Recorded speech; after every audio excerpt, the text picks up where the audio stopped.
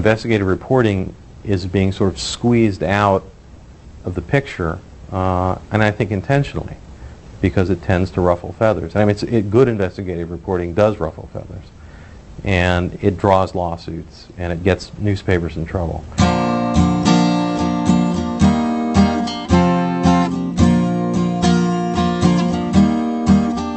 Old pirates, yes, they rob I.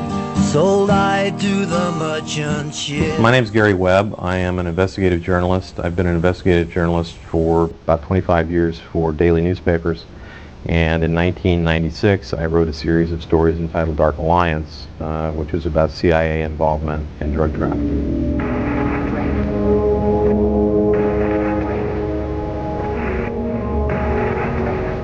What my story showed was that the cocaine that was being sold in those neighborhoods was coming from mainly one source, and this one source was being used to finance a guerrilla war in Central America.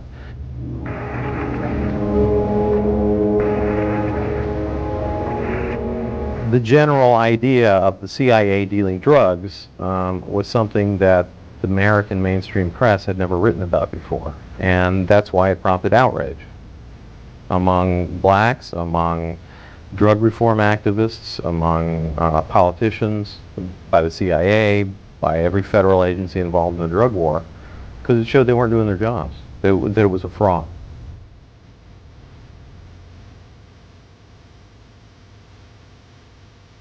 Well, right after we published the stories, the support we got from the media was very favorable. Newsweek magazine did a big piece on the story and said it was well documented and well researched. The website was getting like 1 million hits a day.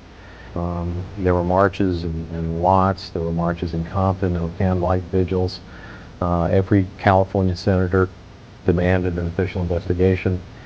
So the story itself was really building momentum. The government reaction was no reaction. And this, I believe, was a very careful strategy, because nobody was going to believe the government if they came out and said we didn't do it.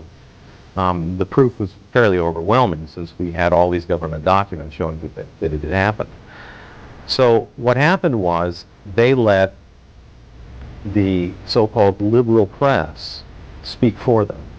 And they had the national security reporters at the Washington Post, who coincidentally used to work for the CIA, write stories saying, it doesn't mean it.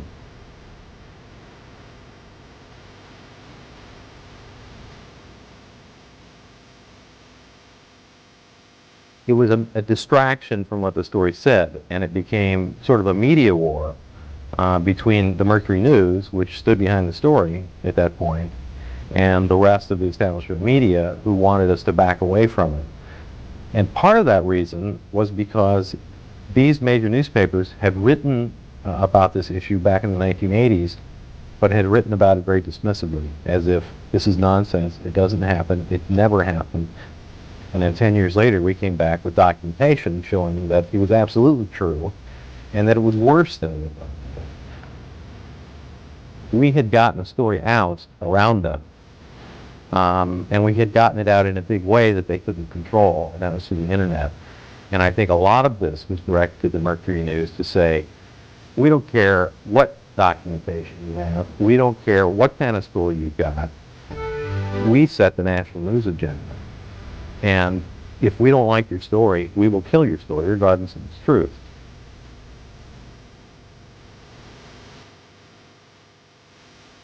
The media rejoiced when this came out because it meant they had won. They had forced a newspaper to back away from a story that was true, simply because of this barrage of criticism, of mindless criticism, essentially, that really took its toll on the editors of the newspaper. And they were being seen as sort of outcasts from the club. And I think they made a political decision that it was better in the long run to take a dive on this story and get back in the good graces of the rest of the media.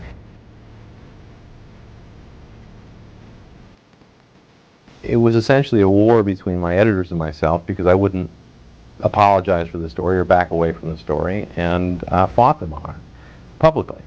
And so they transferred me to a bureau that was 140 miles from where I lived, and I called in sick a lot.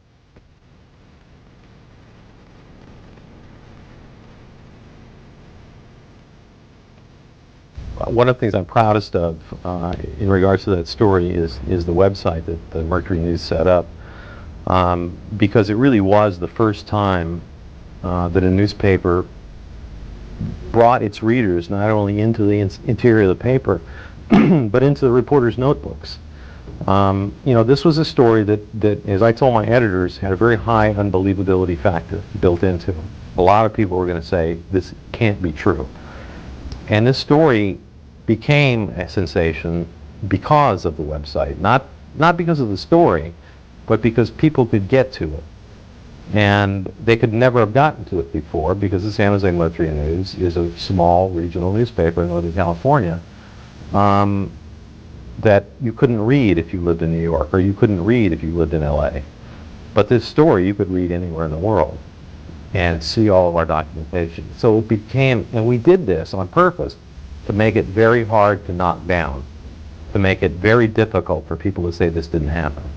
But they said it didn't happen anyway.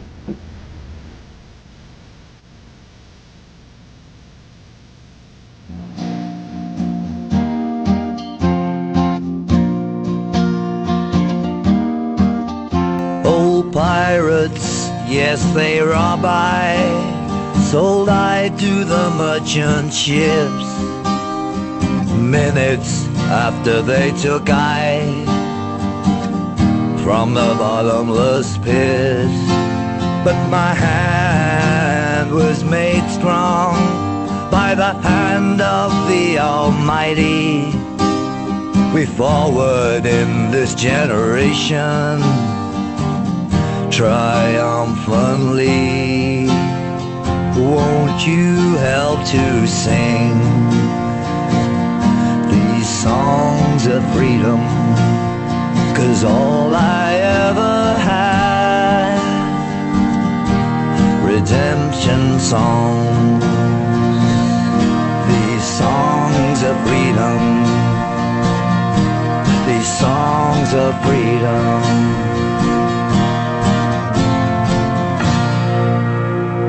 Authentic journalism is telling people something that the government doesn't want them to know.